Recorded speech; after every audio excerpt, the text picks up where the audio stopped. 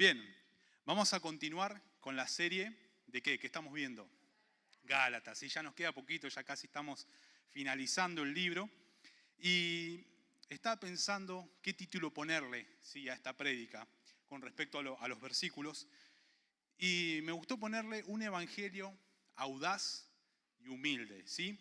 Ahora, ¿qué diferencia hace el evangelio en nuestras vidas, en nuestras relaciones con las demás personas? Sabemos que Pablo le hablaba directamente a la iglesia. Entonces, ¿cómo el evangelio influye en nuestras relaciones con las personas y de qué manera nosotros vemos o creemos que nos ven?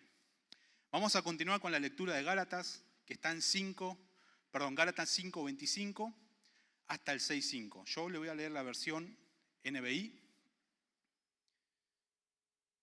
Gálatas 5:25 al 6:5. El 25 incluso era de la prédica anterior, pero me gustó agregarlo acá por un detalle que voy a explicar después. Dice así, presten mucha atención. Si el Espíritu nos da vida, andemos guiados por el Espíritu. No dejemos que la vanidad nos lleve a provocarnos o a envidiarnos, y a envidiarnos unos a otros. Hermanos, si alguien es sorprendido en pecado, ustedes que son espirituales deben restaurarlo con una actitud humilde.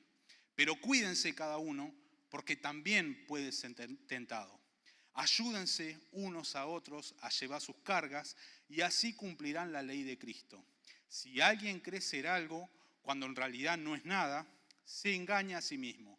Cada cual examine su propia conducta. Y si tiene algo que presumir, que no se compare con nadie. Que cada uno cargue con su propia responsabilidad. Vamos a orar. Padre, te doy gracias, Señor, por esta mañana. Señor, gracias por la vida de cada una de las personas que están en este lugar, Señor. Te pido que tu Espíritu Santo, Señor, nos siga acompañando en este tiempo de palabra, Señor, y que no sean mis palabras, Señor, que no sea esta prédica, sino que sea el Espíritu Santo que esté tocando los corazones de cada uno, Señor. Te entregamos este tiempo que resta de palabra, este tiempo que resta de reunión en tus manos, en el nombre de Jesús. Amén y amén. Bien, leímos un pasaje que es cortito con respecto a lo que vimos el domingo anterior, pero que trae muchas enseñanzas de cómo debemos tratarnos los hermanos dentro de la iglesia, ¿sí? Cómo debemos actuar como hermanos en la fe. El evangelio no se basa en comparaciones con los demás. No se trata de estar todo el tiempo comparándome con mi hermano a ver quién soy, a ver con cuánto valgo, a ver qué es lo que puedo lograr o no, ¿sí? Sino que seamos, como dice el título de la palabra, audaces. ¿Qué quiere decir audaces? Que seamos introvertidos, que seamos extrovertidos, que seamos valientes, que encaremos, pero a la vez que también seamos humildes, ¿sí? Entonces, en lugar de estar todo el tiempo comparándonos con personas que tal vez nosotros creemos que están allá arriba y que son superiores que nosotros, o tal vez personas que nosotros creemos que están ahí abajo y que yo soy superior que ellos, en vez de estar entrando en esa comparación continuamente, lo que tenemos que hacer es que todo nuestro ser, ofrecérselo a Dios, al servicio a Dios. ¿Amén? ¿Vamos a orar? No, mentira. Porque es fácil decirlo. Es fácil decirlo, ¿no? ¿Sí? La lección es linda, pero lo difícil es aplicarlo. Entonces Pablo nos enseña en estos versículos cómo aplicar esto, ¿sí? Punto número 1, hambrientos de honor. Pablo en el versículo 5:25 dice, alienta ¿a qué? A andar guiados por el Espíritu. El domingo pasado, la pastora Doris predicó acerca de esto, de que nosotros permanentemente tenemos que crucificar nuestra carne, dejar nuestros deseos pecaminosos ahí en la cruz. ¿Para qué? Para que el fruto del Espíritu realmente viva en nuestra vida. ¿Se entiende? Entonces, Pablo lo que nos quiere mostrar es que si nosotros andamos guiados por el Espíritu, esas relaciones con las demás personas va a mejorar y va a ser de bendición. Y esto implica que no nos hagamos vanidosos, ¿sí? Y tal vez ya es tarde, vos decís, uy, yo ya soy vanidoso. Bueno, entonces que dejes de ser vanidoso. La palabra griega que se traduce en español vanidosos es kenodoxoi, una palabra media rara porque es griega, pero que literalmente significa vanidoso o estar vacíos de honor. Entonces, la vanidad es una profunda inseguridad, ¿sí? Nace de eso, yo me siento inseguro con algo y es ahí cuando empieza a surgir esa vanidad en nuestra vida. Es una necesidad de estar completamente todo el tiempo pensando y comparándome con otro, viendo, a ver, si yo soy mejor en algo, soy mejor, me siento superior, que ni me hable porque yo sabes los años de cristiano que tengo, a mí me vas a venir a hablar de la Biblia, a mí me vas a venir a hablar de la palabra, o tal vez te sentís del otro puesto, que te sentís inferior, porque crees que la otra persona está mejor económicamente, porque tiene mejor ministerio, porque habla mejor con un micrófono, y vos decís, no, yo capaz nunca voy a lograr hacer eso, y te sentís inferior y comienza a generarse hasta una cierta envidia para la otra persona. Entonces, cualquiera de estos dos casos se llama vanidad. Si te sentís superior o te sentís inferior. Y este es el estado natural de nuestro corazón sin el Evangelio, ¿sí? Nosotros, como dice en el versículo 26, no estemos provocándonos a unos a otros o envidiándonos unos a otros. Pablo está hablando de dos maneras incorrectas, ¿sí?, de tratarnos con los demás. Una es provocándonos y otra es envidiándonos. En ambos casos te estás enfocando en lo que los demás piensan de vos. Te estás enfocando en lo que piensan o en lo que, a ver qué pueden pensar de mí, qué pueden hablar de mí. Y cuando eso realmente no es lo que importa. Otra forma de ver es cuando creen que el Evangelio es por obras, ¿sí? Nosotros tenemos bien en claro que el Evangelio no es por obra. Lo dijo el pastor hace un momento, el Evangelio es por gracia, ¿sí? El Evangelio lo recibimos a través de la sangre de Jesús. Pero muchas veces, cuando entramos en esta disyuntiva de sentirnos superiores o de sentirnos inferiores, es cuando realmente sentimos que estamos en una competencia continuamente, ¿sí? La persona que se siente superior continuamente está viendo a ver si ganó, si está probándose continuamente, a ver, no, si yo hice mejor esto, entonces soy bueno en esto y estoy en esta posición en la iglesia y me gusta ser así de esta manera porque siento que tengo un puesto, porque siento que tengo un título. O si te sentís inferior, lo mismo. Pensar que porque la otra persona tiene un montón de cosas por delante o tiene un montón de ministerio o lo que sea y te sentís inferior. Entonces, provocar y envidiar parecen ser que son dos polos opuestos. Parecen que vos estás hablando de una persona totalmente distinta a otra. Pero la realidad es, como dije, que ambas son vanidad. Tanto el complejo de superioridad como de inferioridad, en el fondo, nacen de una inseguridad. En el versículo 26, resumido, dice que no dejes que tu hambre de honor te haga ser una persona que desprecia a los demás o una persona que envidia a los demás. Pablo está enseñando esto. Entonces, nosotros entendemos que hay personas que son provocadoras, que se sienten superiores, o son personas que envidian. Y ahora, ¿cómo sabemos si nosotros estamos cometiendo ese error en nuestra vida? Hay una serie de preguntas que, por supuesto, la responden por dentro, pero que te pueden ayudar a entender o a saber si estamos siendo de una manera u de otra, ¿sí? Una de las preguntas es, ¿tengo tendencia a ir al choque enseguida o trato de evitar la confrontación? ¿Tiendo a desanimarme o a intimidarme frente a ciertas clases de personas? Con frecuencia suelo pensar, yo jamás haría lo que esa persona hizo o yo jamás podría lograr lo que esa persona logró. Si tal vez esos pensamientos, esas preguntas estuvieron en tu vida, quiere decir que tal vez estés en esta posición sin darte cuenta. En una posición de sentirte superior a otro o de sentirte inferior a otro. Eso nos lleva al punto número 2, una autoimagen basada en el Evangelio. El Espíritu Santo en nuestra vida crea una nueva imagen y que no está basada en comparaciones, no está basada en cómo sos vos con respecto a tu hermano, ¿sí? El Evangelio es lo único que puede llegar a confrontar la vanidad. Si hay vanidad en tu vida, el Evangelio es lo único que puede llegar a confrontarlos. Porque separados del Evangelio nos vemos obligados siempre a elegir un bando, a sentirme superior o inferior. ¿Cómo creen que está ustedes el mundo que está completamente siempre en competencia de las personas que quieren sentirse superior a las demás o las personas que se sienten inferiores y están con continua envidia? ¿O no que el mundo es así? ¿Por qué? Porque el Evangelio no está en su vida. Pero muchas veces estas cosas también pasan dentro de la iglesia. ¿Y eso es por qué? Porque el Evangelio no está completamente en nuestra vida. El Evangelio me humilla ante cualquier persona diciéndome que yo soy un pecador inmerecedor de toda gracia de Jesús, pero también me dice que Él me honra y soy importante para los únicos ojos que realmente le importan, que son los ojos de Dios. Entonces vemos cómo el Evangelio en nuestra vida trabaja de las dos maneras, tanto si estamos muy acá o si estamos muy acá. El Evangelio nos da un equilibrio a nuestra vida. Por esta razón es que el Evangelio me da audacia y también me da humildad, y que estas dos pueden vivir y crecer juntamente. ¿Cuál es el secreto para que haya un equilibrio en nuestra vida? Es predicar el Evangelio ¿a quién? A ver si alguien me puede decir. A nosotros mismos. Aplicar el Evangelio a nosotros mismos. Porque muchas veces pensamos en enseñar a los demás, pero no pensamos en cómo estamos nosotros.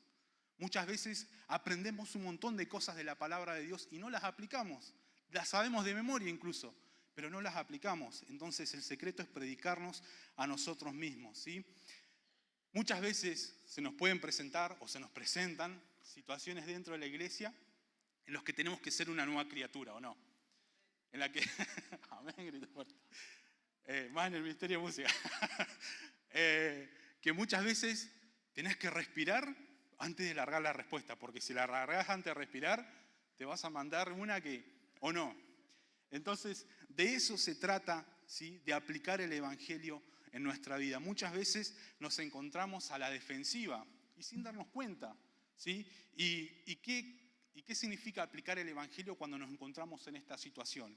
Por ejemplo, no, el hecho de pensar de que no es lo que la persona o el hermano piensa de mí, no es lo que el valor que él me da a mí, lo que interesa, si me siento menos, o si me siento más, el hecho de pensar, ¿quién soy yo para sentirme más que otra persona? Si soy tan pecador, si soy tan inmerecedor de la gracia de Jesús en mi vida como esa persona. Entonces muchas veces tenemos que poner los pies en la tierra y pensar lo que la palabra nos está enseñando. Aplicar el Evangelio en nuestra vida. ¿Sí? Porque puede pasar que muchas veces no nos damos cuenta y comenzamos a caer en estatus de superioridad o de inferioridad. Cuando nos sentimos superiores o inferiores, tenemos que pedirle al Espíritu Santo, ¿sí? Que aplique la verdad. ¿Y cuál es esa verdad? Que yo soy un hijo de Dios. Y por ya ser por hijo de Dios, estoy seguro de mí mismo. Estoy seguro de quién soy. No me importa lo que otra persona pueda pensar de mí o pueda decir de mí. Pero también soy humilde. ¿Por qué? Porque Jesús es humilde. Y yo tengo que copiar lo que eres. Tengo que ser como Él. Amén. Y esto nos lleva al punto número 3. Ayudar a nuestros hermanos. Acá se pone lindo. Buscar nuestra propia gloria en las relaciones, ¿sí? Buscar cuando estamos en esa posición de superioridad. No importa si la persona es cercana, si la persona es tu hermano, si la persona es un amigo o hermano en la fe, pero siempre que te acerques a ayudar lo vas a hacer cubierto de egoísmo. Y vuelvo a repetir, muchas veces caemos en eso sin darnos cuenta. ¿Por qué? Porque nos sentimos mal. Creemos que esa persona, por el error que cometió, nosotros somos mayores porque creemos que jamás vamos a poder llegar a cometer ese error. Entonces, el Evangelio nos enseña a vivir como hermanos en la fe. Eso es lo que produce el Evangelio en nuestra vida. En el versículo 6.1 dice, si alguien es sorprendido en pecado, si alguien es sorprendido en pecado, si una persona se siente superior, ¿cómo va a actuar con esa persona? Lo primero que va a decir, ahí lo tenés, mirá, yo sabía, era cuestión de tiempo. ¿Qué podés esperar de un burro más que una patada, no? Y empezás. ¿Por qué? Porque te sentís superior, te sentís que vos no podrías cometer ese error que cometió ese hermano. Entonces tomás esa actitud. O a la inversa, si te sentís inferior, tal vez tenías envidia de esa persona por todo lo que tiene, y no te importa que lleve una vida pecaminosa y tu envidia va a existir igual sobre esa persona. Entonces vemos cómo el Evangelio nos ayuda a salir de esas posiciones. Ahora, ¿qué es lo que haría un verdadero hermano en la fe cuando encuentra a otro hermano en pecado?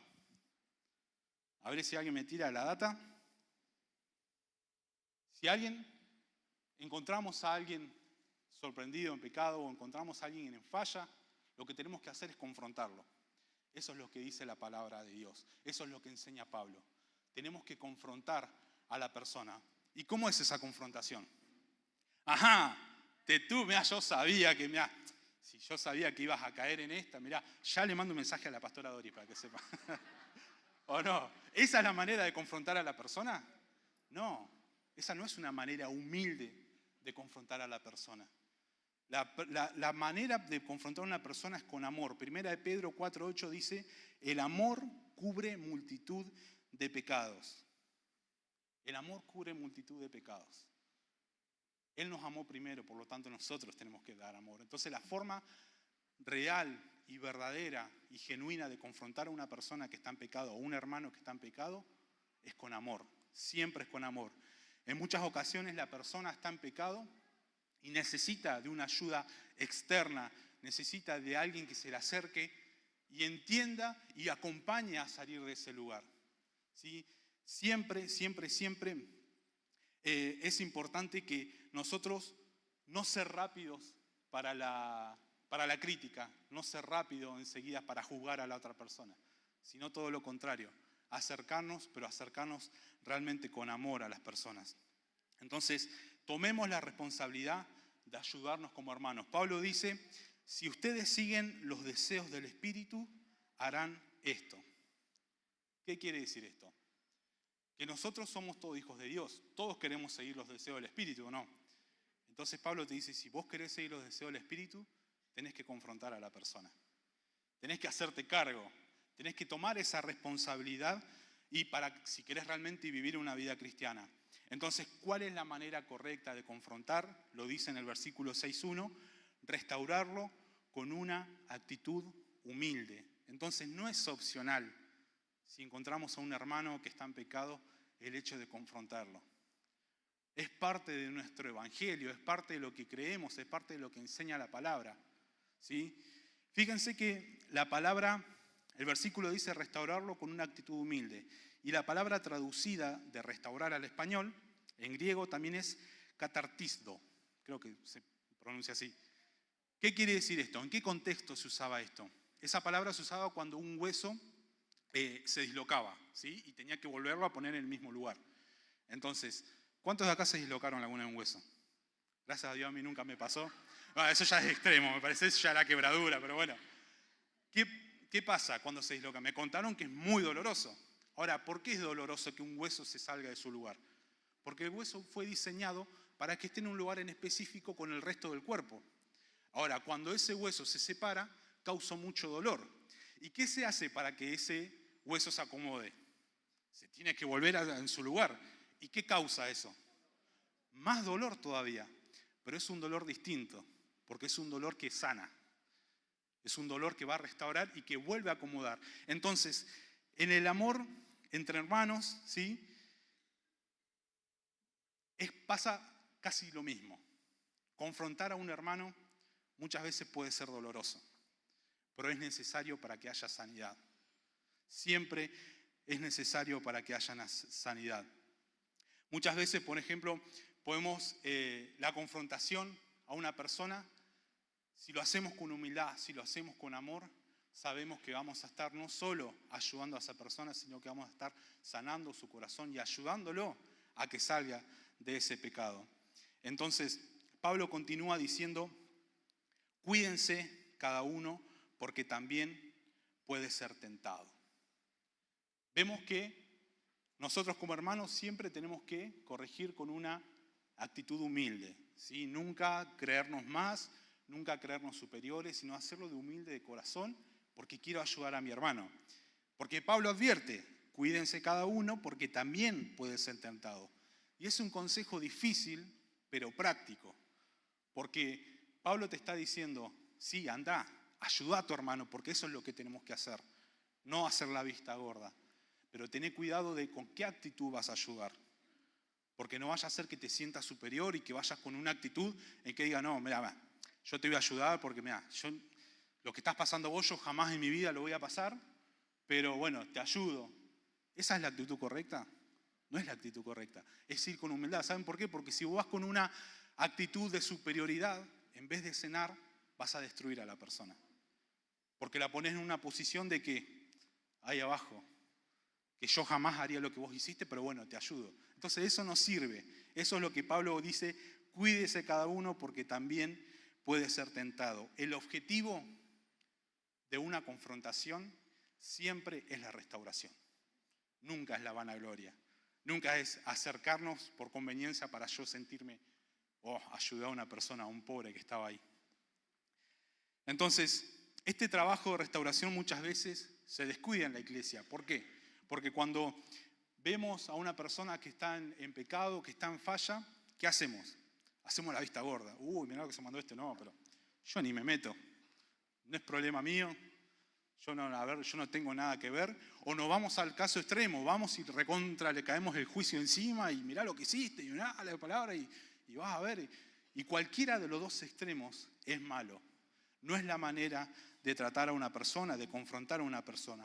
El equilibrio que encontramos en estos dos extremos solamente lo podemos encontrar cuando aplicamos el Evangelio en nuestra vida. Tiene que haber un equilibrio y ese equilibrio lo da el Evangelio, porque es muy fácil responder ante la falla de una persona con chusmerío. Es muy fácil responder ante la falla de una persona con un juicio y ni siquiera sabemos cómo realmente fueron las cosas. Entonces tenemos que aplicar el Evangelio en nuestra vida. Pablo en el versículo 2 dice, ayúdense unos a otros a llevar sus cargas y así cumplirán la ley de Cristo. Confrontar a una persona también es parte de ayudar a llevar esa carga. Cumple también esa misma tarea. La ley de Cristo, ¿en qué se resume? En amar a tu prójimo. ¿Sí? ¿Y por qué es la ley de Cristo? Porque Él es el máximo ejemplo de amor, de sacrificio y de amar a un prójimo que tuvimos acá en la tierra. Lo recordamos hace unas semanas atrás con Pascuas. Ese sacrificio que Él hizo por nosotros es el máximo ejemplo que nos dejó para también tratar a las otras personas. Entonces, si Él trabajó de esa manera con nosotros, ¿por qué nosotros no vamos a trabajar así? Debemos amar a los demás como Cristo nos amó. No tenemos que dejar que las personas lleven solas sus cargas. Muchas veces esas cargas son obligaciones simples o de la vida cotidiana, como, no sé, ayúdame a cuidar a un hijo, ayúdame a levantar la pared de mi casa, a techar mi casa, a limpiar un terreno. O muchas veces son necesidades, cargas emocionales, son cargas espirituales. Y nosotros como hermanos en la fe tenemos que ayudar cuando esto se presenta. ¿Sí? Tenemos que involucrarnos. Y esa es la palabra clave. Involucrarnos. Imagínense una persona que va con una caja súper pesada ahí haciendo fuerza. Y vos lo ves a lo lejos y lo querés ayudar, por supuesto. ¿Y qué lo podés ayudar si estás a 10, 15 metros? No. Tenés que acercarte, prácticamente ponerte al lado de la persona, estar casi en sus zapatos para cargar juntos y que ese peso se distribuya y poder ayudarlo. Y con la vida cristiana funciona lo mismo. Yo no me puedo ayudar a una persona si cuando una persona viene y me cuenta que está pasando situaciones en su vida, en su casa, en su familia, y responderle, bueno, gracias por compartirlo, voy a estar orando por tu vida. Eso no es involucrarse. Involucrarse significa, bueno, ¿sabes qué? Sí, yo sé y entiendo que muchas veces nosotros podemos tener nuestros propios problemas, podemos tener problemas en el trabajo, problemas en nuestra familia, pero es necesario que nos involucremos. Es necesario que acompañemos a ese hermano que lo necesita. ¿Sí? Un hermano en la fe tiene que aprender a escuchar de manera física, emocional, espiritual. Siempre tengamos el ejemplo de Jesús. Nosotros tenemos que llevar las cargas de otro porque Él primero llevó las nuestras. Entonces, involucrémonos cuando se presenten situaciones que con un hermano te comente que está pasando una situación o simplemente necesita ayuda en algo. No pongamos nuestra tarea lista de tareas primero, no puedo. Sino, la palabra nos enseña que debemos involucrarnos. Nos enseña que debemos realmente ser hermanos en la fe.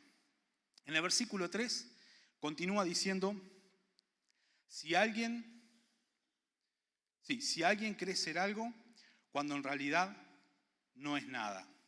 Porque hasta ahora vimos todo lindo, ¿sí? Vimos que, hay dos clases de personas, que puede llegar a ser una de nosotros, de ser envidiosos o de sentirnos superiores. Aprendimos a que tenemos que sobrellevar la carga de nuestro hermano sin importar cuál sea también nuestra situación, porque tal vez nosotros también necesitemos ayuda y se la repartimos a otro. Entonces, venimos aprendiendo esto, qué lindo, que lo que me enseñó Martín el domingo, que tengo que prestar más atención a mi hermano, a lo que me pide, a sobrellevar sus cargas. Pero hay una condición. Pablo vuelve a repetir, dice, si alguno cree ser algo, cuando en realidad no es nada. A mí me gusta más la versión, en este versículo, la versión NTV, es más de mi estilo. Dice así, si te crees demasiado importante para ayudar a alguien, solo te engañas a ti mismo, no eres tan importante. Así te lo dice, bien crudo la palabra. Entonces, en definitiva, lo que Pablo está diciendo es que no actúes, ¿sí? Ahora que vos sabés que tenés que ayudar a tu hermano, no actúes de esa manera, como diciendo, bueno, ahora a ver quién necesita ayuda. A ver, vos vení, ¿en qué necesitas ayuda? No, esa no es la actitud correcta. La actitud correcta es ir siempre con un corazón humilde. ¿Por qué? Porque nosotros cuando trabajamos en la vida de persona, cuando estamos, apoyamos, lo hacemos a través de ¿quién? De Cristo. ¿Y qué dice Juan 15:5? Separados de mí, nada podés hacer. Entonces no te gastes haciendo las cosas por tu cuenta, porque te va a salir mal. Siempre anda con un corazón humilde. Siempre anda con un corazón que ayude a la otra persona. Se necesita tener un corazón humilde que se centre en Cristo para poder sobrellevar las cargas de otros. En el versículo 4, Pablo también dice que debemos examinar nuestra propia conducta. ¿Qué quiere decir esto? Que debemos evaluar qué estamos haciendo con los dones que Dios te entregó. ¿Qué estás haciendo con lo que vos sabés que sos bueno? Que vos con lo que sabés que podés ser de bendición en la iglesia y que tal vez no lo estás haciendo. Que tal vez solamente te dedicás a venir a la célula y al domingo y con eso ya estoy hecho. Entonces Pablo nos motiva, también no solo nos enseña a no ser vanidosos, nos enseña a llevar la carga de otros hermanos, sino también que nos lleva a autoevaluarnos. ¿Cómo estamos nosotros? ¿Qué estás haciendo con lo que Dios te entregó? ¿Realmente estás poniendo tus dones al servicio de la iglesia? ¿Qué estás haciendo con las pruebas que Dios te está dando? ¿Cómo estás reaccionando a eso? Porque nosotros a la gente le podemos mentir, podemos caretear que estamos re bien y que somos re fieles, pero muchas veces estamos fallando en un montón de cosas. Entonces la palabra de Dios, el Evangelio, nos lleva a autoevaluarnos. Entonces, ¿cómo podemos ayudarnos si el Evangelio nos pide que nos autoevaluemos continuamente, pero también nos pide que sobrellevemos las cargas de otros? ¿Cómo podemos hacerlo? En el versículo 5 dice, pues cada uno es responsable de su propia conducta. ¿Qué quiere decir esto? Que Jesús, que Dios, nos dio a cada uno tareas distintas. Nos dio a cada uno diferentes dificultades, diferentes oportunidades, diferentes debilidades y diferentes dones para que todo trabaje en conjunto en servicio para Él. Entonces vos no sos igual que tu hermano. Tu problema puede ser más chico, puede ser más grande. Tu capacidad de soportar algo puede ser más chico, puede ser más grande. Pero la idea es que haya una hermandad en la fe. La idea es que así como vos tenés tus problemas, tenés tus situaciones, tu hermano también los tiene en mayor o menor medida y necesita de tu ayuda.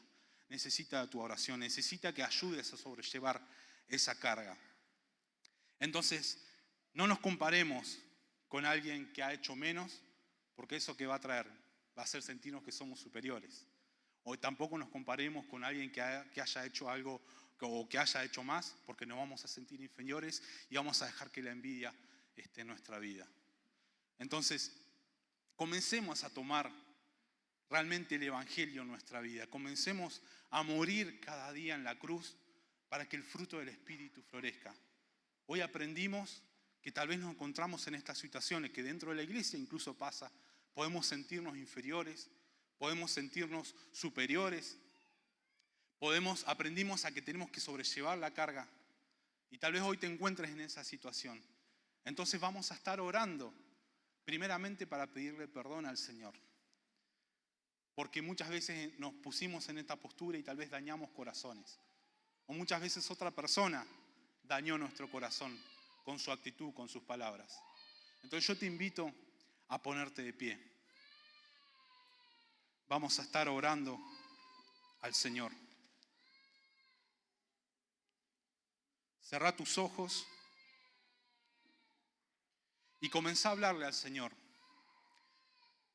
Primeramente decirle, Señor, Ayúdame, papá, a cada día crucificar mi carne. Ayúdame, Señor, a que cada día yo me pueda rendir a vos. Que cada día realmente yo pueda ser ese hijo tuyo que vos querés que yo sea. Que esos deseos, que los deseos de la carne realmente queden en la cruz y yo pueda comenzar a vivir esos frutos que vienen de tu Espíritu. Que yo pueda comenzar a vivir ese evangelio, que realmente pueda vivir realmente lo que vos querés que yo viva. Por eso, Padre Santo, goberná en mi corazón, gobernar mis actitudes, gobernar mi carácter, Señor. Te pido perdón si en algún momento yo me sentí superior, si sentí menosprecio sobre otra persona, si tuve la oportunidad de ayudar a una persona y no lo hice, a un hermano, te pido perdón, Señor. Y así también te entrego mi corazón si mi corazón fue dañado por otra persona, con una actitud, con unas palabras. Te pido que traigas perdón a mi corazón. Decirle, Señor, yo quiero perdonar. Yo no quiero sentirme menos. No quiero que realmente eso ocupe lugar en mi vida. Yo quiero que tu evangelio viva en mi vida. Quiero que tu evangelio reine en mi corazón. Decirle al Señor.